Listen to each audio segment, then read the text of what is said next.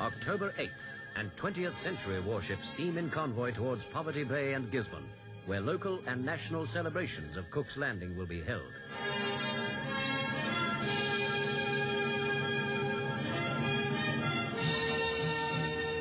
Crews from the ships of 5 navies, the United Kingdom, United States, Australia, Canada and New Zealand, are to take part in the parades and ceremonies. The seamen will be honouring one of their own. Above all else, James Cook was a man of the Navy. The Royal New Zealand Navy frigate Blackpool moves into her berth.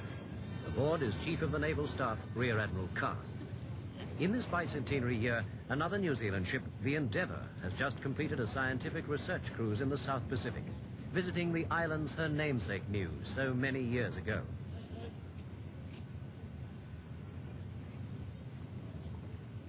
On the morning of October 9th, 200 years after Cook stood on Kaiti Beach, sailors from each of the 5 navies parade at the Cook Memorial.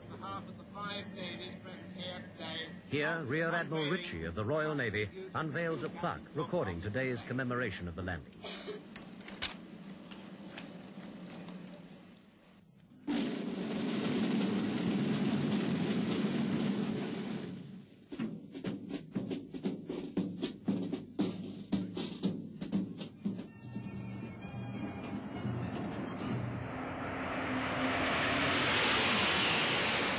The Governor-General, Sir Arthur Porritt, has taken the salute at the City of Gisborne celebration.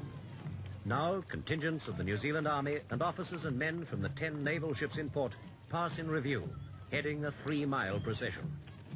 In Gisborne, it's a public holiday. The weather's fine and no one stayed at home. For more than an hour, the big parade passes through the city centre.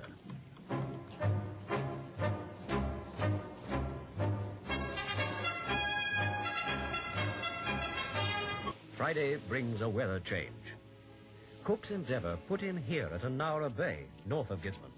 He was made welcome, and today the Navy is welcomed again as East Coast Maoridom, descendants of the fine Polynesian sailors of the Middle Ages, pay their respects to a great navigator of another race.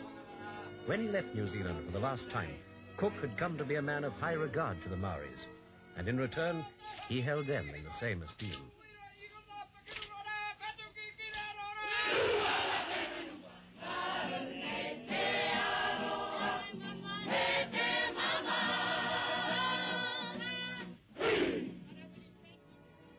In Gisborne, the weather is no better, as the Canadian High Commissioner, Mr. MacDonnell, presents New Zealand with a totem pole.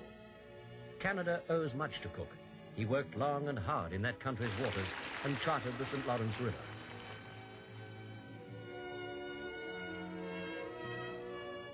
In a fearsome wind, a small party gathers at the summit of Kaiti Hill, where the Governor-General unveils a statue of Captain James Cook, Royal Navy. The gale perhaps is not out of place. In his time, Cook beat his ships through weather worse than this. The people leave. Cook's statue stands alone. On another memorial, in Cook's homeland is written, "To the memory of James Cook, the ablest and most renowned navigator this or any other country hath produced."